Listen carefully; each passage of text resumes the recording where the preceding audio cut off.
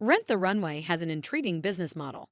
Rent the Runway's steady growth, effective business model, and low valuation may make Rent the Runway stock attractive for some investors.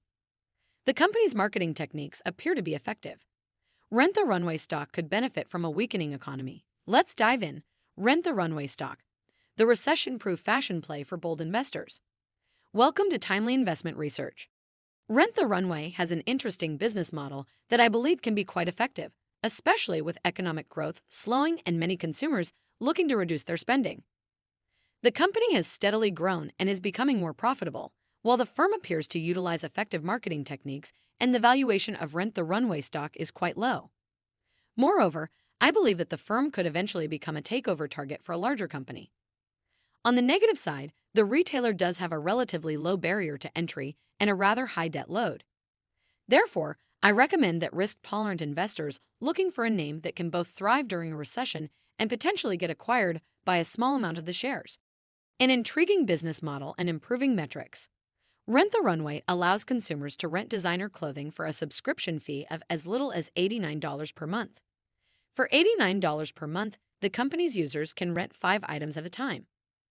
Due to the current high inflation levels, many consumers do not have a great deal of disposable income and consequently are unable to purchase a significant amount of designer clothes. That's because these clothes can be extremely costly. But conversely, a high proportion of consumers can afford to pay $89 per month to satisfy their craving for designer clothing and their desire to impress their peers and colleagues. Meanwhile, many of the company's financial metrics improved last quarter. For example, its operating loss sank to $15.2 million compared to $20.4 million during the same period a year earlier. Rent the Runway's earnings before interest, taxes, depreciation, and amortization loss also shrank to just $60,000 from $7 million in first quarter 2023. And importantly, the firm believes it can break even on a free cash flow basis this year thanks to cost cutting and a wide range of revenue growth strategies.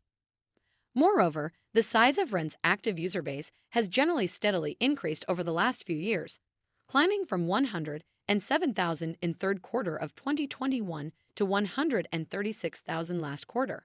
A potential takeover target. Rent notes it uses many different types of marketing techniques, including earned media, influencer marketing, and visual storytelling. The company also noted it utilizes multiple types of emails and text messages. I was impressed by the attractiveness of the company's eye-catching marketing photos. Moreover, the steady increases of Rent's user base indicates its marketing techniques have indeed been quite effective.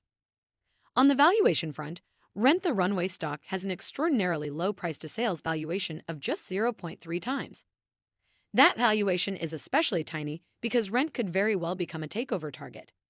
After all, many brick-and-mortar retailers are struggling to build up their e-commerce businesses. As a result, I believe a large number of them would love the idea of obtaining Rent's list of consumers who are obviously willing to pay significant amounts of money for apparel that they select online. What's more, with the synergies that Rent would have with a sizable retailer, Rent's business would probably immediately generate significant, positive cash flow for an acquirer. The negative aspects. Rent has relatively low barriers to entry as any apparel retailer could immediately start allowing its customer base to rent clothes online. Consequently, Rent could quickly be hit with very detrimental competition. Another negative factor is the retailer's high debt load. Specifically, the firm had net debt of about $280 million as of the end of first quarter. On the other hand, its current ratio of 1.6 indicates that it shouldn't have trouble staying afloat for the near to medium term.